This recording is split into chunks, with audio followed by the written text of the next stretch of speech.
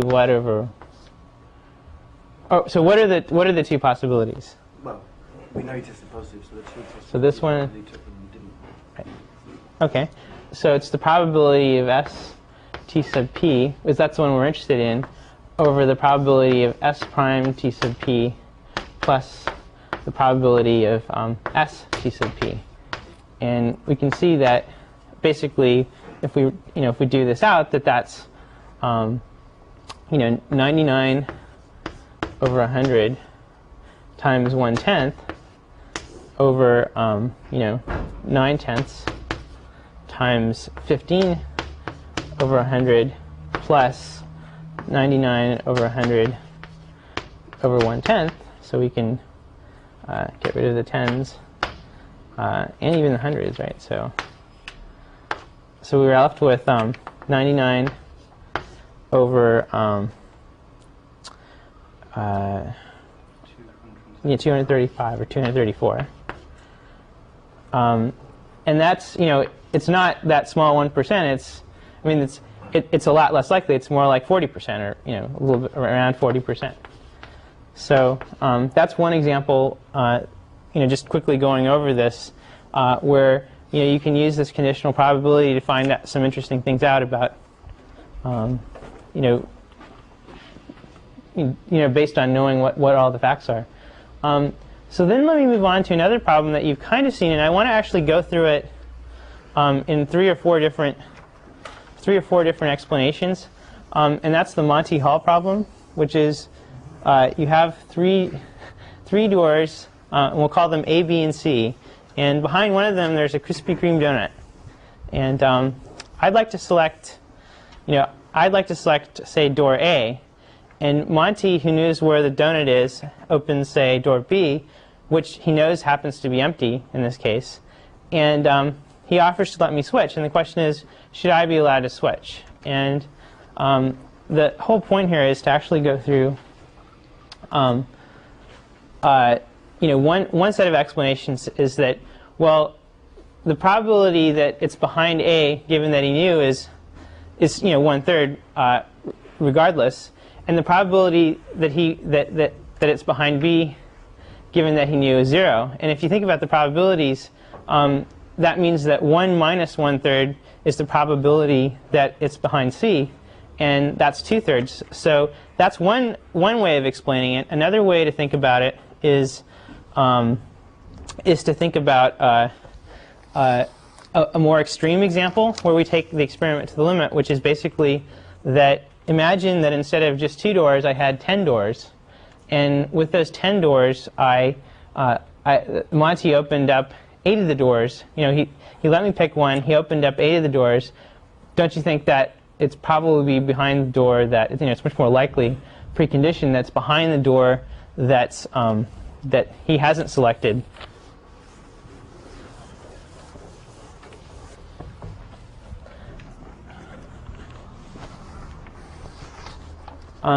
So one thing is that what we really want to determine is what the probability of A, given that Monty opened B, call it the mob, and the probability that it's behind C, given that Monty opened B. These are the two interesting things that I'd like to understand using Bayesian probability. So one of the things I need to know is what's the probability of that Monty opened B. Well, it's the probability that it's behind A times the probability that he opened B, given that it's behind A, plus the probability that it's behind B times the probability that he opened B, given that the probability is behind C. What's that? If it's behind B, it's 0. The probability is 0. Yes, that's the point. I'm adding it up. So the probability that he's going to open B, given that it's B, is 0, just like you pointed out. And the probability that it's behind C times the probability that given that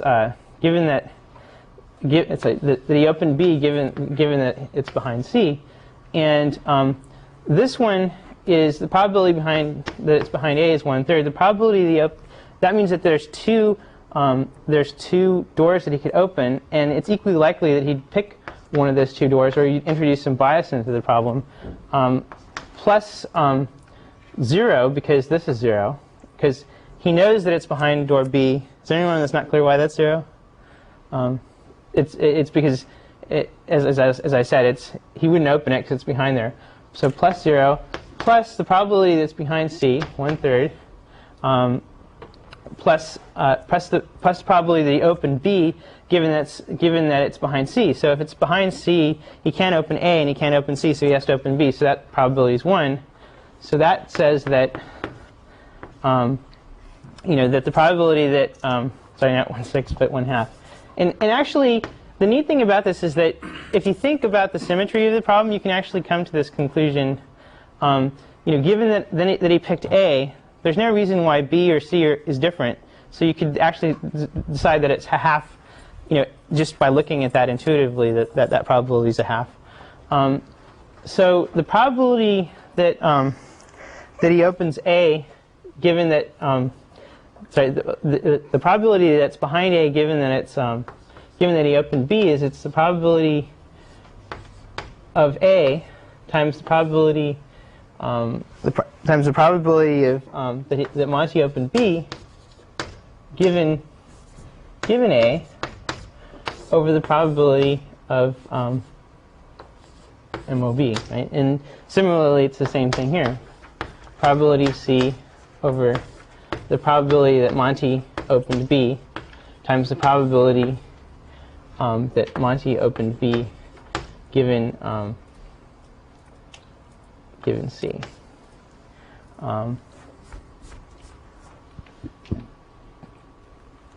So the point here is that this is equal to the probability of A, which is 1/3, over 1/2, and the probability of Monty open B given A is 1/2, right? So that's 1/2. And similarly, so that what does that come out to? That comes out to 1/3.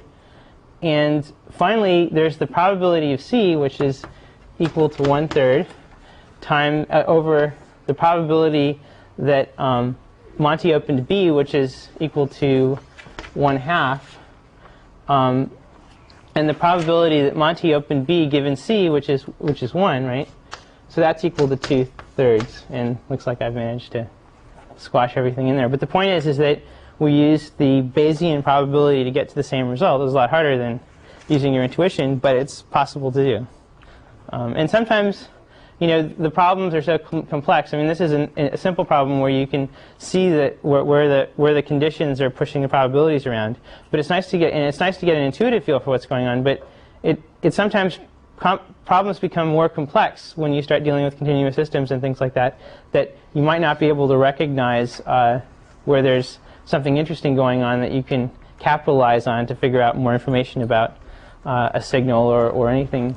Why is the intuition that it's 2/3? I mean, because if you watch the show, most people. It's not the show. The thing that they do on the show is that he doesn't know which. He doesn't open the door. I don't think he opens the door that he knows. In the show, I'm not sure if this is the same. This models the show quite the same. Because I think the way. I think there was a lot of publicity about this problem when Savant, columnists, yeah, in Parade magazine wrote about it, and the reason was that you really have to be careful the way you state it. To say, I mean, you were careful, and I think everyone understood it, but he has to play this game in a particular way. You're a given that he's going to open up one of the doors that doesn't have it, and that forces his hand. Right. Because anytime you don't pick the right one, he's got to open up the other one. Now, if he gets to decide, I don't want to play today because I know you happen to pick the right one, he just won't show it to you. And that's what he would do on the show, and not give you the option. And he actually got interested in these puzzles. He actually commented on them. Who's this? Oh, yeah. Yeah, I think I saw something about this. So that was the assumption you made here, that it was a 50-50 chance whether he shows one or the other one of the empty ones, assuming you pick the right one. So that has to be good. So by